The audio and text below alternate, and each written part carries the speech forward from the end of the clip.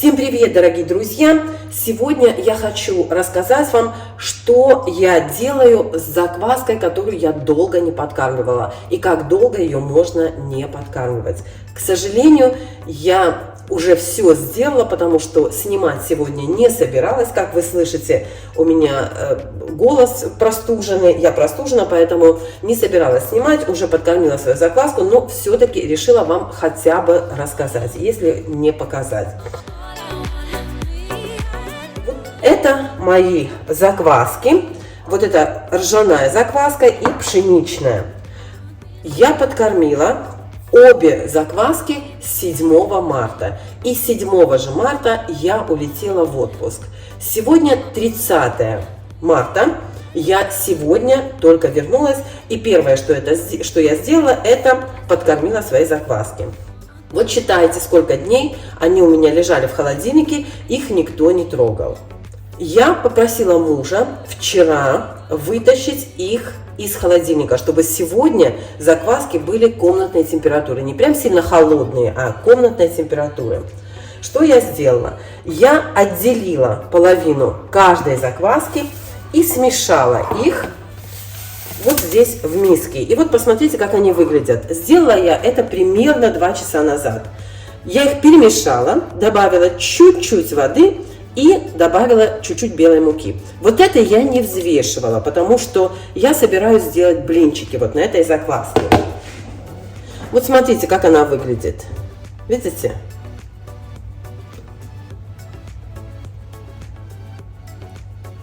В ней еще комочки, потому что я не очень хорошо размешала. Вот. Я эту закваску сейчас вот так оставлю, чтобы она хорошенечко поднялась. Закваска очень кислая, она прямо пахнет кислым. Как только я открыла банки, прям пахнула кислотой такой, знаете, вот прям кислым хлебным таким запахом. Ну вот видите, да, смотрите, пузыри есть, их много. Ну, конечно, я уже размешала. Вот, 2 часа она у меня стоит и поднимается. Она уже не пахнет так кисло, как вот была с самого начала. Кислая закваска является одной из причин резинового мякиша. Если у вас закваска очень кислая, то мякиш может получиться резиновый, ну, если вы печете на ней хлеб. Ну вот смотрите, да, вот я перемешала, видите, я надеюсь, что вам ничего не видно, потому что у нас солнце выглянуло. Ну-ка вот так. Так, давайте вот так попробуем. Ой, я надеюсь, вам видно, друзья. Сейчас давайте попробуем закрыть от солнца. Вот. Надеюсь, что вам лучше видно. Вот видите, да, сколько пузырей в ней. Это вот буквально 2 часа. И, как я уже сказала, я здесь ничего не взвешивала. Чуть-чуть воды, чуть-чуть муки добавила, просто перемешала. Дам закваске хорошо как бы активироваться. Добавлю молока, добавлю муки, яйцо и буду делать блинчики или оладушки. Еще не решила. Вот на этой закваске также можно готовить хлеб, когда она хорошо активируется. Как я уже сказала, из этих 2 банок, так, давайте камеру чуть-чуть приподнимем, чтобы вам было видно. Вот, из этих 2 банок я взяла половину. Почему? Потому что ее много будет просто. Понимаете, как закваски будет много. Если у вас закваска как бы ослаблена, да, вот кислая уже, вы ее долго не подкармливали, то, конечно, ее нужно подкормить несколько раз, чтобы она стала более сильной. У вас получится вот литр этой закваски. Столько вам не нужно, хотя если вам нужно, вы можете так и сделать. Не надо ничего делить, подкормите, еще раз подкормите. Потом эту закваску можно высушить и пользоваться ею как обычно, да, потом разведете водичкой и можно пользоваться. Мне столько не нужно, поэтому я разделила каждую пополам, смешала. Можете выбросить, если вам ее не жалко, можете выбросить. Лучше сделать хорошую закваску, чем пожалеть ее и потом испортить хлеб. В общем, я выбросила, ну, не выбросила. В общем, я отделила половину каждой закваски. Половину оставила и подкормила, как обычно. 50 грамм воды, 50 грамм ржаной муки. Вот сюда добавила. Она, конечно, густая у меня ржаная закваска. Ну вот, не знаю, если вам видно, то пузырьки уже появляются. Все это примерно 2 часа назад я сделала. Вот видите, уже вот здесь тоже есть пузыри. И точно так же я подкормила пшеничную закваску. 50 грамм воды, 50 грамм муки. Всегда взвешиваю, друзья, всегда. То, что касается хлеба и закваски, я всегда взвешиваю. Вот смотрите, как выглядит пшеничная. Она более такая активная, более такая живая. Видите? Вот. Теперь, вот смотрите, обе закваски кислым не пахнут. Но я еще раз подкормлю, и потом уже только буду делать хлеб на этих заквасках. То есть я им, постараюсь придать им как можно больше силы. Если закваски будет слишком много, размажу ее на бумаге для выпечки или на силиконовом коврике и посушу ее. Вот и все дела, друзья. Вот закваска живая, активная, как видите. 2 часа стоит у меня, подкармливается, потом еще раз ее подкормлю. И вот смотрите, вот пока я вам рассказывала, вы видите уже, сколько пузырей у меня вот в этой закваске, видите? Немножко по бокам она у меня подсыхает на солнышке. Вот, как минимум 3 недели спокойно закваска хранится в холодильнике, потом ее подкармливаете пару раз, и у вас активная живая закваска. Я уже когда-то вам говорила, дольше всего у меня закваска продержалась в холодильнике 5 недель. На большее время я не отлучалась просто. Вот я уезжала на 5 недель, и все эти 5 недель у меня закваска сидела в холодильнике не подкормленная. И потом я ее вот так же подкормила 1 раз, подкормила 2 раз, и она у меня отлично, как видите, живет. Вот. Оставлю ее еще на несколько часов, пусть она спокойненько у меня активируется. Ну вот, друзья, прошло еще немного времени, да, уже стемнело. Сколько у меня сейчас времени? Почти 8 часов. И вот посмотрите, как выглядит моя пшеничная закваска. Сейчас я еще раз ее подкормлю. Как я вам уже говорила, я всегда взвешиваю муку и воду. Ну, многие делают на глаз. Вы также можете делать на глаз, если хотите. Я предпочитаю все взвесить. 50 грамм муки, 50 грамм воды. Если чуть-чуть перелили, чуть-чуть не долили, ничего страшного. Главное, чтобы было одинаковое количество воды и муки. Налила 53 грамма воды, значит, буду примерно столько же подсыпать муки. Ну, понятно, да, что за 1 грамм ничего не случится. Хорошенечко перемешиваю. Закваска пахнет очень приятно. Если утром она у меня прямо сильно кислила, прям был сильный кислый запах, то сейчас уже такого запаха нет. Вот и все. Вот эту закваску я оставлю на столе на кухонном до завтра. Сейчас у меня почти 8 часов вечера. Вот я ее оставлю до завтра, чтобы она хорошо поднялась. Если закваски много, обязательно поставьте ее в тарелочку, чтобы у вас она не вылилась. Ржаная закваска, конечно, смотрите, пузырей намного больше, да? Вот вы видите, что она пузырится, но она более густая и, конечно, она немножечко потяжелее. Обнуляем. И точно так же подкармливаю 50 грамм воды. Столько же добавляю муки. Ржаную муку сюда добавляю. Понятно, да? Пшеничную закваску добавляю пшеничную муку. Ой, вот как раз 53 грамма. И опять же все хорошенечко перемешиваю, чтобы не было сухих комочков. Со стеночек аккуратненько снимайте, иначе она просто на стенках засохнет, ваша закваска. Так, посмотрите хорошо, чтобы не было нигде сухой муки. Все, эту закваску также оставлю на столе до завтра. Пусть она хорошо поднимется. И завтра на этой закваске уже можно будет выпекать хлеб. Все дела. Вот и все. Как видите, ничего страшного не случится, если вы куда-то уедете и ваша закваска осталась в холодильнике дольше, чем обычно. Когда я не пеку хлеб, я подкармливаю закваску 1 раз в неделю. Я выбрала себе день.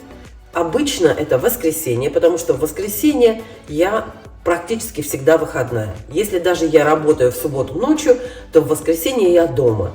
И я в воскресенье всегда подкармливаю закваску.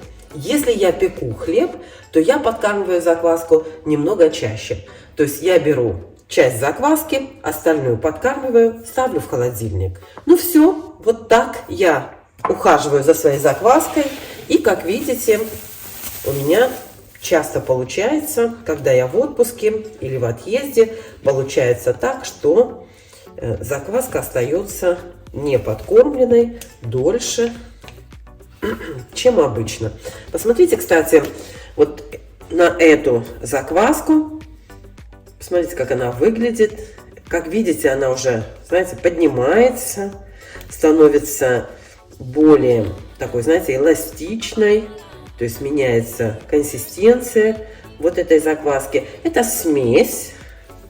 На этой закваске точно так же можно печь хлеб. Любой. И пшеничный, и ржаной, и цельнозерновой, какой хотите. То есть вот эту закваску можно, смесь, да, смесь вот этой закваски, можно также еще раз подкормить. И, пожалуйста, на ней также можно выпекать хлеб. Смотрите.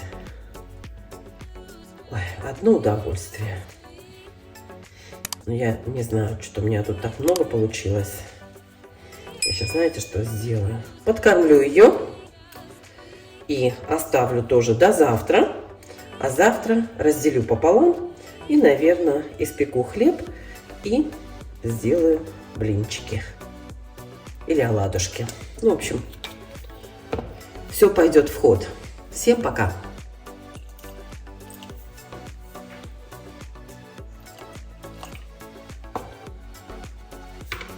Поскольку вот это у меня, ну, считается остатки, то здесь я не взвешиваю. Просто на глаз, видите, размешала, перемешала и все. А вот эта закваска у меня 100% влажности.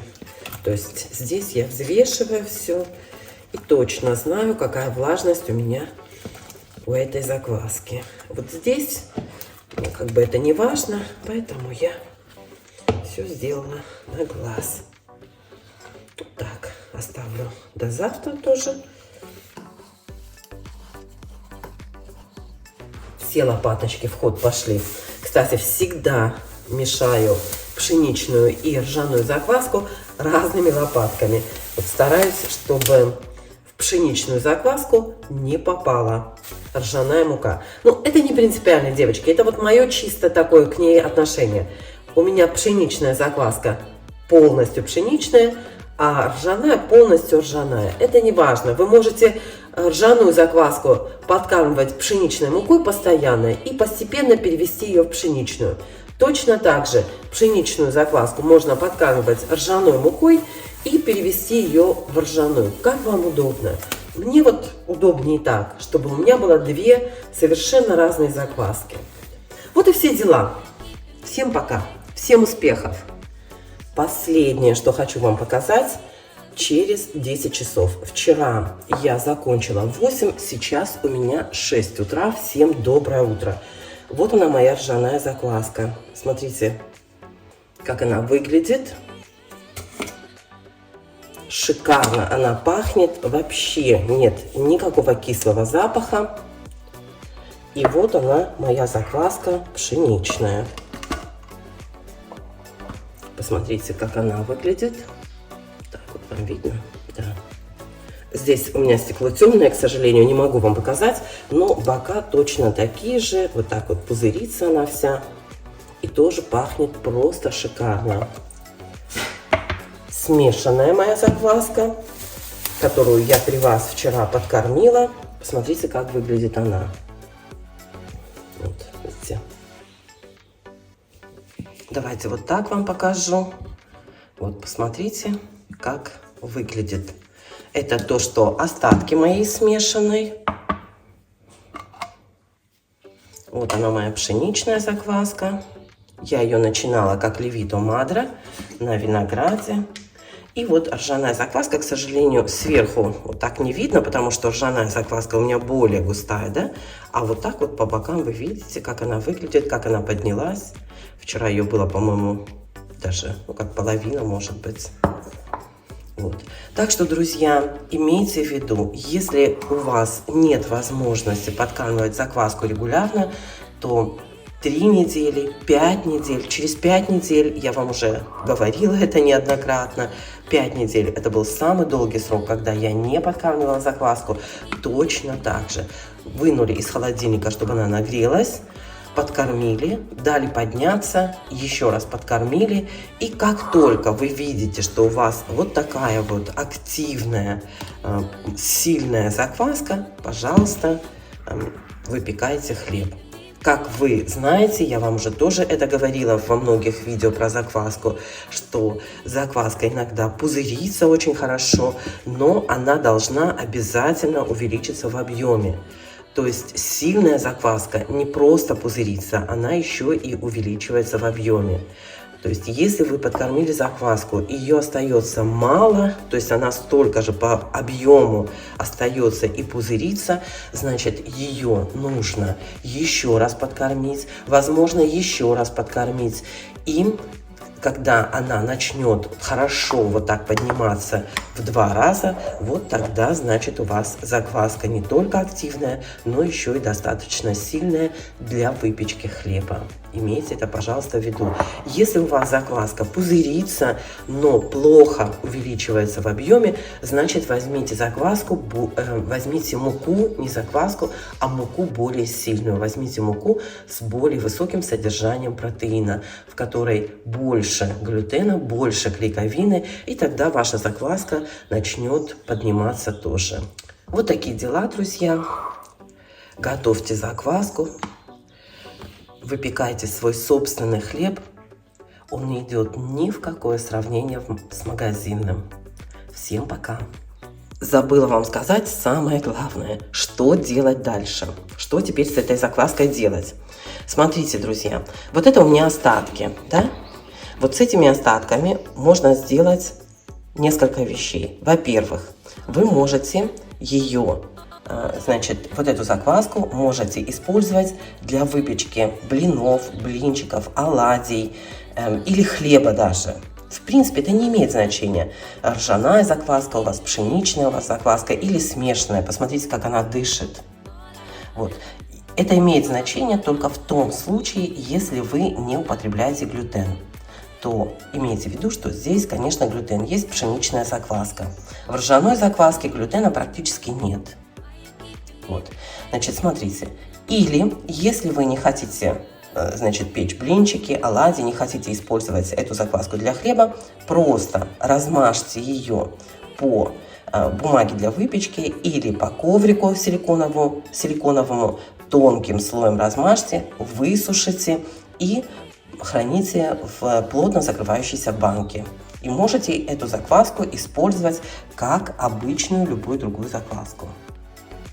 Вот. Я сейчас, наверное, так и сделаю, потому что, как видите, ее много. И использовать столько блинчиков я, конечно, не сделаю. Вот эту закваску, любую из них, любую. Ну, давайте представим, что у меня только одна закваска, например, пшеничная. Но любую из этих заквасок вы можете сразу поставить сейчас в холодильник. До того времени, когда вы будете печь хлеб. Это если вы не собираетесь испечь хлеб сегодня. Да? если вы собираетесь хлеб испечь сегодня. Вот, допустим, я приехала из отпуска, да, 2 раза подкормила свою закваску, вынула ее из холодильника сначала, она у меня согрелась, я ее 2 раза подкормила, и у меня вот такая активная, хорошая закваска. Я решила сегодня приготовить хлеб. Значит, я возьму 50 грамм закваски. Такой рецепт у меня. Вот по рецепту у меня 50 грамм закваски, 50 грамм воды, 50 грамм муки. Я возьму 50 грамм закваски, сделаю все как по рецепту, добавлю воды, муки, перемешаю и дам этой закваске подняться в 2 раза. И потом уже на той закваске буду печь хлеб. Остатки вот этой закваски, поскольку я ее не кормила 3 недели до этого, остатки закваски я подкормлю всегда стандартно. Неважно, сколько у меня здесь останется. Останется, допустим, вот 10 грамм, да, вот так вот чуть-чуть останется. Или как вот в случае с этой закваской пшеничной. Сейчас я ее еще раз открою. Вот смотрите, здесь у меня больше. Если я отсюда достану 50 грамм, да, то у меня останется полбанки. Неважно, сколько у вас осталось закваски. Я всегда подкармливаю одинаково. 50 грамм муки, 50 грамм воды. Вот. Ну вот, допустим, я пшеничную использовала. Взяла 50 грамм по рецепту, мне нужно. Вожусь с хлебом. Остатки я подкормлю, 50 грамм воды, 50 грамм муки добавлю, хорошенечко перемешаю, выбью все эти пузырьки из закваски и сразу поставлю в холодильник. Сразу. Не буду ей давать уже подняться, ничего не надо делать, потому что, вот смотрите, я вижу, что у меня активная, здоровая, сильная закваска. Посмотрите, как пузыри поднимаются, лопаются. То есть закваска практически дышит, видите? Это сильная, здоровая закваска. Вот смотрите. Видно вам? Вот эта закваска точно так же пыхтит, лопаются пузыри в ней. Шикарная закваска. Вот видите, ничего с ней не случилось за 3 недели. Я вам гарантирую, ничего не случится, если она у вас стоит в холодильнике. Единственное, что перед отъездом не забудьте ее подкормить, чтобы она у вас была свеже подкормленная. Вот видите, если ее покачать вот так, то сейчас все пузыри пойдут наверх. Вот такие дела, друзья. Вот теперь уже точно все. А я сейчас вот эту закваску поставлю в холодильник. Вот эту немножко отложу на оладьи, даже не на блинчики, на оладушки. И остальную всю посушу. Вот у меня будет смешанная закваска сушеная.